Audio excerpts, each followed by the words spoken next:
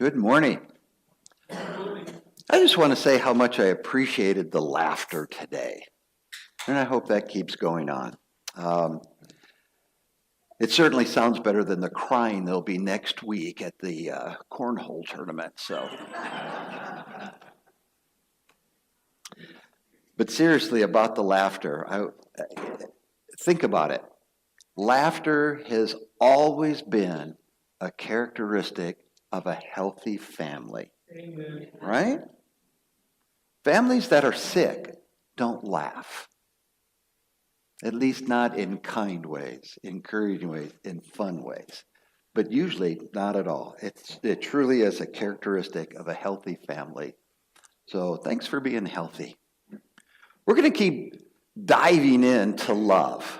All of a sudden I realize I'm in a mini-series here as I keep thinking about my sermon topics. But this is our third lesson, I believe, in a row here. We've been talking about love. And it started with the idea that 3 weeks ago we talked about the fact that God initiates this love that we have. You know, He came to us to express that love. And then we talked about how important it is to be responsive to that love. And there's a lot to that. Well, really, today's lesson will be even more about that, about being responsive to God's love. But you think of passages, for this is the love of God, to obey His commandments. And we've been talking about that as well. But it's just such a rich topic. And so we're going to continue our discussion of love today. Love is talked about all the time, and the word love is used in a variety of contexts. Some people are very disciplined about how they use the word love, and that's fine. For example, sometimes people cringe a little bit when I make a comment like, well, I love pepperoni pizza, or I love golf, and I get that. But I just want to remind you that it's okay in our English language to talk like that. We understand context. Context is such a huge definer of what words mean. And so when I say I love pizza, you get that, right? Is there a better word to use? Well, maybe, but in that context we understand that. As compared to saying I love my wife. I mean, that's a very different meaning, right? But we get that in the context. I got thinking about this. How many songs and poems are there written about love? Think about that. Love is like oxygen. Who can name that band? Love is like oxygen. You get too much, you get too high. You don't get enough, you're going to die. Come on, old rockers. You remember the song. Sweet was the band that sang that. Another one of my favorite bands, not that Sweet is necessarily, but Love Hurts, Nazareth, okay? And you hear these songs, Paul McCartney, silly little love songs, here we go again, another, what the world needs, another silly little love song. And the poems about love, and usually it's talking about, it's in reference to relationships between a guy and a gal. But because of that, sometimes I think we do struggle to really understand what the word love means, especially from a biblical sense. So our deeper dive today is really going to be to look at how the Bible, how God defines love. Okay? How God defines love. Because I do think, there is some confusion about that. Do we really know what love is? I'm going to challenge you. Because honestly, when I first asked that question, I'm sure every one of us is going, of course I understand what love is. And you probably do, to some degree. But what about biblical love? What about biblical love? Do we really understand that? And I hope after today, at least we'll be closer to a more perfect understanding of that. Couple of verses here to set the tone of our discussion today. First from Ephesians 5, verses 1 and 2. It says, "Follow God's example, therefore, as dearly loved children, and walk in the way of love, just as Christ loved us and gave himself up for us as a fragrant offering and a sacrifice to God." Now, if you've already read your bulletin article this morning, it's talking about that word walk and the reference that word is to our lifestyle, how we live our life. And Paul is reminding us in the Ephesians here to walk in the way of love. So when I asked the question earlier, do we really understand what love is, especially from a biblical perspective, we realize how important our answer to that question is if we're going to be faithful to a verse like this that says to walk in that way of love. We better understand it then. Otherwise, how are we going to be obedient to a command like this? So follow God's example. And walk in the way of love, just as Christ loved us and gave himself up for us as a fragrant offering. I mean, God's example here, think about this. God's example here in this context has to do with the gift of his son, allowing his son to die on the cross for us. And we're going to really jump into that here in a moment. But when you think about that, just as Christ loved us and gave himself up for us as a fragrant offering. If you were forced to just answer that question, how is biblical love defined according to this verse, what would you come up with? Sacrifice? Sacrifice? Sacrifice. It's amazing to me to think about that too. When you look at the end of that verse, gave himself up for us as a fragrant offering and sacrifice to God. Would you agree with me that the hardest thing God ever did was to watch his son suffer on the cross? That's a reasonable conclusion, isn't it? And in fact, I think it explains too, at one point, God left. Right? God left. My God, why have you forsaken me? So was part of that because God just couldn't watch the suffering anymore? We know too, intellectually, that probably the bigger reason for that is because Jesus was our what sacrifice? Three-letter word starts with an S. Sin. Okay? I put him on the cross with my sin. And so as he took on my sin, as he became sin, God could no longer have anything to do with him, just like he has nothing to do with us when our walk in life is sinful. Okay? And of course we change that by responding to what God initiated for us, and that was to allow his son to die on the cross, that we might be forgiven of those sins so that we can be reunited. We're united with God. But something else in this verse stands out to me. Fragrant. A fragrant. Is that negative or positive? It's positive. When you talk about something that's fragrant, you're usually talking about something that's pleasant to smell. Otherwise, the word is stink. Stink.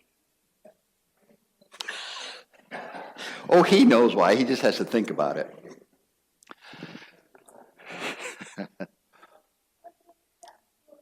So, I don't know what else to say about that. I kind of just stand amazed at this horrible event being something that challenged God, if that's appropriate to say, and maybe it's not, that troubled God. Maybe that's a better way to say it. That troubled God. Watching his son suffer, okay, that's what I'm talking about. watching his son become something so disgusting for a world that for the most part are going to reject it. Few are those who find the way, right?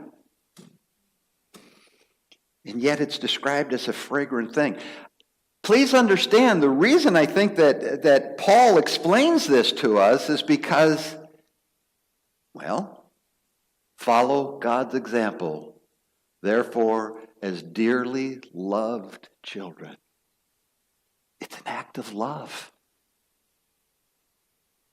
It was an act of love for God to allow his son to go through it. It was an act of love in Jesus. Remember, he had a choice.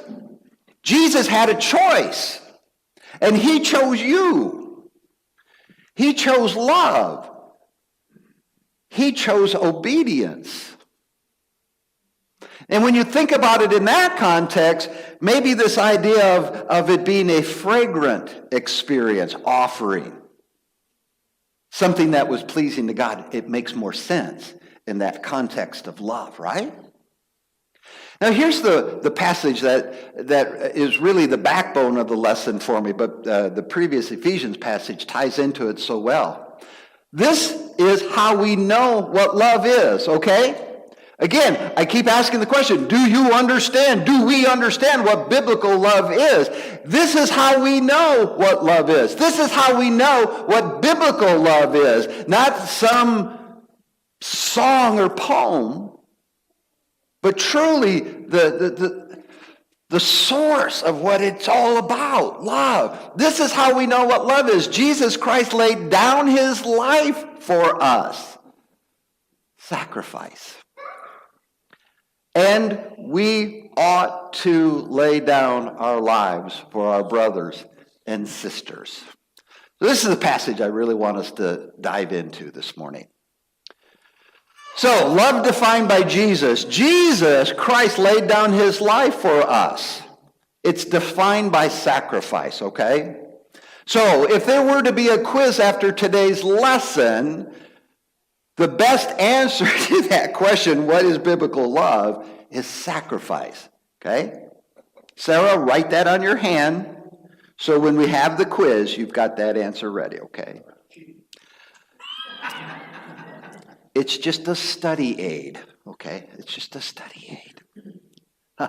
You say cheating. I thought about that too. Remember what Joe Beam said about how people abuse love?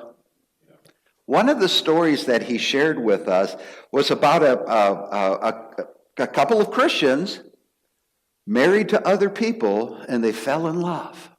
And they went to Joe, and their whole premise was, well, we love each other, therefore it's right. Doesn't that sound like a country western song? Loving the wrong man is all right as long as you love him, Cheating is okay as long as you love him. That's why it's so important that we understand it. Love is not an excuse for sin. Jesus on the cross. Now think about this. Jesus laid down his life for us. It's defined on sacrifice. And so with that, what would be the characteristics of that love? There it is right there. It bled, it suffered, and it gave itself away. No, and I want you to realize this. So we've kind of created a contrast here, I hope you see this morning. Here we have biblical love, and over here we have worldly love, if you will. And what I mean by this is love defined by the Bible, and over here it's love defined by the world. What makes you feel good kind of thing. We've talked a lot about that in this mini-series so far. Is there any bleeding over here? Is there any suffering over here? Well, only when there's the breakup, right? Like Nazareth said, love hurts when you break up, What was that Neil Sedaka song about love? Breaking up is hard to do. Love coming to an end. Yeah, those times are tough.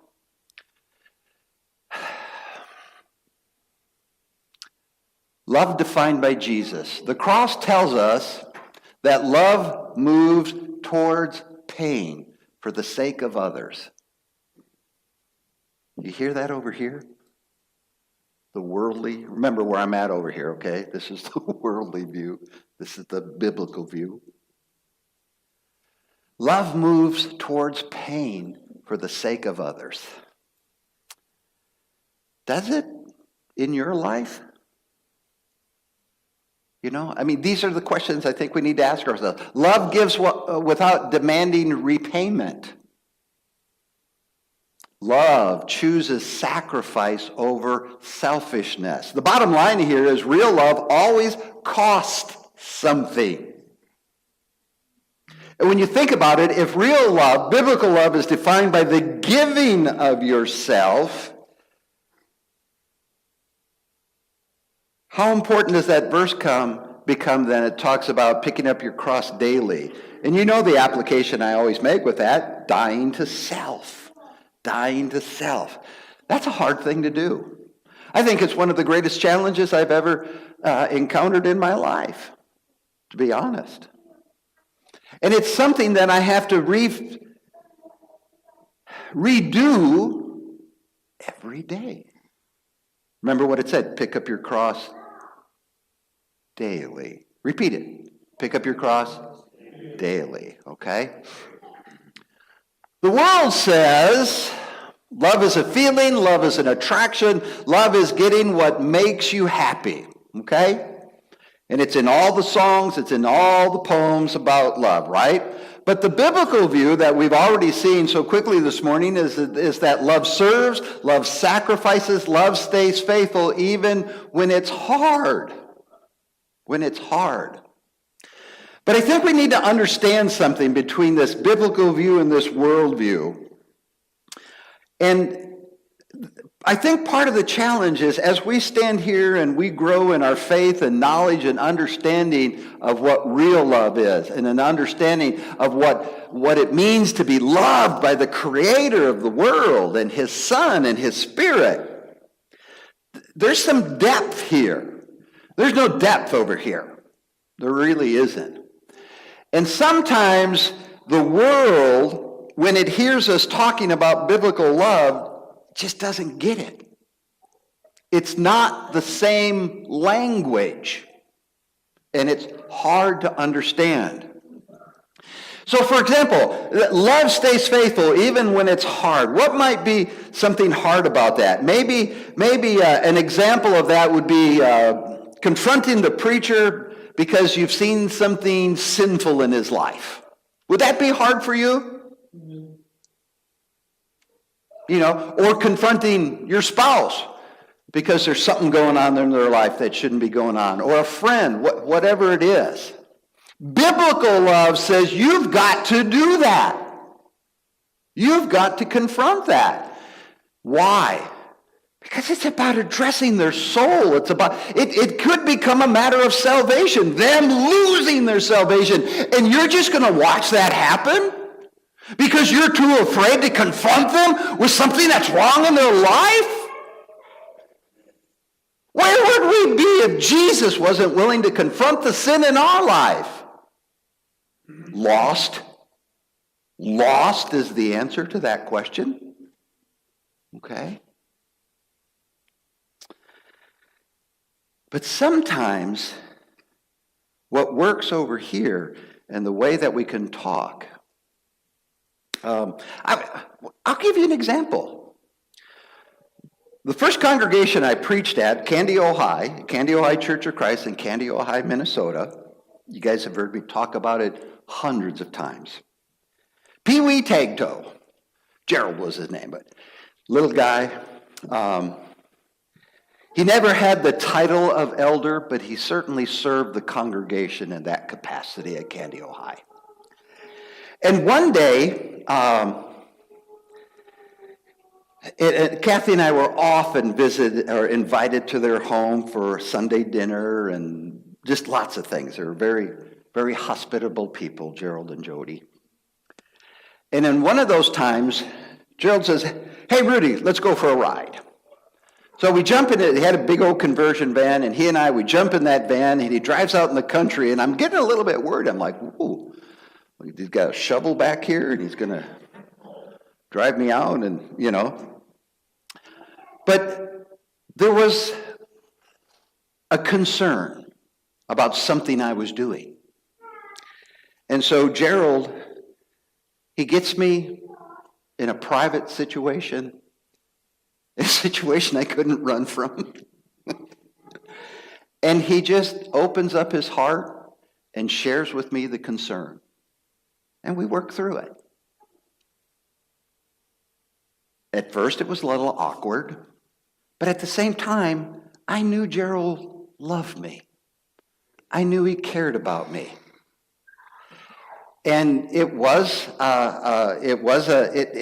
turned out not to be any big deal. It turned out to be more of a perception kind of thing. But not knowing that, I couldn't address it. I couldn't do anything about it. God bless Pee Wee Tagtoe for loving me enough to say, Rudy, I think there's a problem. Let me help you fix it. That's biblical love. Amen. But sometimes we take that and we try to talk to friends and family who are stuck over here, and if they don't understand that language, it can be very offensive, and it can even drive people away. We need to be mindful of that. We need to be careful of that. You know, you've heard the science, and it's great science, it's great psychology, the language of love. How many of you heard that term, the language of love? I tell you what, find some material on that and read up on it if you're needing to work on a relationship. It's good stuff. And this is kind of an example of that. We have the language of love defined by God and the language of love, and I'm tweaking that term a little bit from what I was referencing before. But this language of love over here, and they don't always connect really well. That's why the responsibility falls on us over here to be understanding of that and to communicate in ways that indeed will be receptive. Jesus, love defined by Jesus. Jesus loved people who rejected him. He washed the feet of disciples who would abandon him. He died for sinners who had nothing to offer him in return and would deny him. Which, by the way, and I've made this point already, is the majority. It's the majority. Few are those who will find their way. But God demonstrates his own love in this. If you've ever questioned God's love for you, Romans 5:8, but God demonstrates his own love for us in this: while we were still sinners, Christ died for us. All right. And we ought. Getting back to 1 John 5:3, this is the second half of that verse. And it begins with this statement, and we ought. I just want you to think about that a minute. Say it with me. Ought. Ought. Kind of an interesting word. What does it say to us? Well, let me back up and say this. Do you think this is a suggestion? And we ought. Does that sound like a suggestion to you? Sounds more like a command to me. It's a little bit about like a boss that I had once, a superintendent that I worked with over in West Delaware. She's retired now, Dr. Ricky. Great gal, learned a lot from her. But she had this little statement, you know, as a building administrator, I have a lot of authority and responsibility with my building. And being in my building now for 15 years, there's Rudy stamped all over it. And what I mean by that, it's because the decisions that I've made about the way things look, the way things are managed, the protocols, the way we do things, all that kind of thing. It's got Rudy stamped all over it. But Dr. Ricky, when we would discuss things, she would make this statement that went something like this. Said, well, it's your building, it's your decision to make, but if it was my building, I would do this. We learned rather quickly, and when I say we, the administrators in the district, we learned rather quickly when she said that was really her saying, just do it this way. And I'm kind of like, well, then just say that. I have no problem with my boss telling me what to do. I'm a baby boomer. I guess that's a fault of mine. Whether I agree with it or not, if the boss says you do it, you do it. That's just the way it is, okay?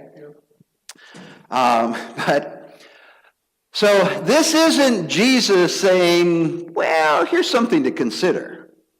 This is Jesus saying, do it. Do it. And we ought. And the bottom line here is simply, love must become an action. Love must become an action. The love we receive from Christ must become the love that we give to others. And that's really been a backbone through all of these messages about love, the love of God for us. There is a responsibility that comes with this amazing gift of love to share it with others. Christianity is so much more than believing in the sacrifice of Jesus. Listen. It is becoming people who live sacrificially ourselves for others. I think that statement just reminds us, too, is that it's so much more than belief, but it's belief in action. Because that creates the evidence that the love is there. And I'm going to ask you that question in a moment, too. And we ought. The reality is that most of us will never literally die for someone else. But there are other ways in which we can be obedient to this command, okay? So even though the example from Christ is his dying on the cross for us, is he really calling us to do that literally? I don't think so. So then what does it mean? What does it mean? Yes, there are examples where some people will die for their faith. I get that. But again, I think it's a true statement for the majority of us, that is never going to be the application. So what does it look like? Laying down our lives sometimes means parts of our lives. Let me show you what I mean. We lay down parts of our lives. It's the dying to self stuff, right? Our pride, our selfishness, our convenience, our time, our comfort. What else might you do? What else might you add to that list? That's pretty impressive right there when you think about it. Somebody needs help. I'm busy today. That's not a sacrifice, is it? Somebody needs help. I don't have any time. That's not a sacrifice, is it? Somebody needs help. I can't do that. I'm old and my back hurts. You get the idea here. Sometimes laying down our lives means that we're forgiving someone who hurt you. Anybody struggle with that? Liars. Every hand should be up here. You bunch of liars. I expect this whole roll full of invitation time. Praying for forgiveness. But seriously, though, that's a hard one, isn't it? That's a hard one. But just because somebody treats you like dirt does not change God's command to love them. Doesn't change it. In fact, there isn't anything that anybody can do to you that changes the responsibility of loving others as we have been loved. Caring for a struggling neighbor. Being a servant, right? Listening when you're tired. I was so blessed back in the early 80s when I was a student at Abilene Christian University down in Abilene, Texas. Some of the great men in the church were my professors. Carl Spain, Lemoyne Lewis, Carl Burkeen, Paul Faulkner, and the list goes on. A lot, guys who wrote a lot of books and that are in libraries like Sam and I have, as old preachers. And I had the blessing of sitting in a lot of these men's classes. And one of them that I remember so well, Paul Faulkner, and a lot of you are familiar with Faulkner and Burkeen way back when with all their marriage seminars and kinds of things. And I tell you what, we need to recirculate that stuff. There's generations that have not even heard those names that need to hear those names and learn what those men taught. But Paul Faulkner, I remember sitting in his class and he's illustrating this, and what a joyful man he was. And he talked about how important it was, to listen to your spouse. And he said, isn't it amazing that the wife always wants to talk at the wrong time? Like when you're trying to go to bed. So his advice was, he said, you're laying down in bed and the missus says, honey, we need to talk. He said, what you need to do is just sit right up. Just sit up, throw the covers back, get uncomfortable. Don't just lay there, because if you just lay there, what's going to happen? You're going to fall asleep. And then you're going to have to deal with whatever happens at breakfast tomorrow morning. So he said, the way you avoid that is you just sit up, pinch yourself if you have to, poke yourself in the eye, wake up and listen. Okay? So he's talking one night, and his wife says, honey, we need to talk. So he sits back up and she reaches over and pushes him back down. She said, oh, it isn't that important. But it's like, it sounds like a little thing, but it's not a little thing. It's giving yourself, okay? The next one on the list is serving when nobody notices. That's kind of a prideful thing. It can be. Do you have to get credit for every good thing you do? No. Let God do the blessings, right? How about giving generously? How about staying faithful to your family? How about standing beside someone when they're suffering? And maybe it's you that are suffering. And refusing to use that as an excuse to help somebody else. Where's the evidence? And we've talked about this last week. By this, everyone will know that you are my disciples if you love one another. And the assessment question is simply this: where's the evidence of that in your life?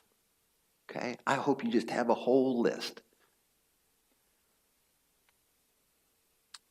Now, about your love for one another, from 1 Thessalonians 4:9. Now, about your love for one another, we do not need to write to you, for you yourselves have been taught by God to love each other. Now that you have purified yourselves by obeying the truth, so that you have a sincere love for each other, love one another deeply from the heart. Pay attention. Boom. Look at that. Now that you have purified yourselves by obeying the truth. What are we talking about here? I think specifically about obeying the truth is we're talking about people who have been baptized, who have obeyed the gospel, as defined by Paul, 1 Corinthians 15, verses 1 through 4. The death, burial, and resurrection. Clearly, Paul delineates that, helps us to understand this. That's what the gospel is. It's the death, burial, and resurrection of Jesus Christ. And Paul also taught us, as he taught the Romans in Romans 6, is that baptism is how we obey the gospel. The death, burial, and resurrection of Jesus Christ. But more importantly about this, it's not just... I really think it is more important. It's not just about being purified. Peter also taught us that baptism does what to our sins? Washes it, okay? That's the purification process. But it's an expression of love to God, being obedient to the command. But even more important than that, it's that time of forgiveness. It's that time when the relationship is restored with God. It's the time when you experience the love of God, I think, at its deepest point. where God just says, I don't care about your past. Let's just go out and do it right from here on. Did you hear that? God doesn't care about your past. He doesn't. He cares more about your future. The bottom line to that passage we just looked at is simply this: we cannot give what we have not received. You see, if you're over here on this worldly side learning about love, that falls short. You will not learn about biblical love from a worldly perspective. But when you step into this through obedience and you experience real love for the first time, you have been transformed. And now that you've received the gift, now that you've experienced the gift, you can share the gift. You can share the gift. So, the question today, to wrap this lesson up, it's not, do you believe in Jesus? Although that's an important question, but what I said is the question today is this: has the love of Jesus transformed the way you love others? Has the love of Jesus transformed the way that you treat the rest of the world, the way that you love others? I want to speak to you specifically in this invitation if you have yet to receive that gift of love through baptism, that gift of love, that forgiveness of your sins by obeying the gospel of Jesus Christ. I'm just asking you, are you ready? Will you receive the gift so that you can be all that God intended you to be? Someone who loves unconditionally. If you're ready to receive that gift today, or if you have other needs, won't you come while together we stand and sing the song of encouragement?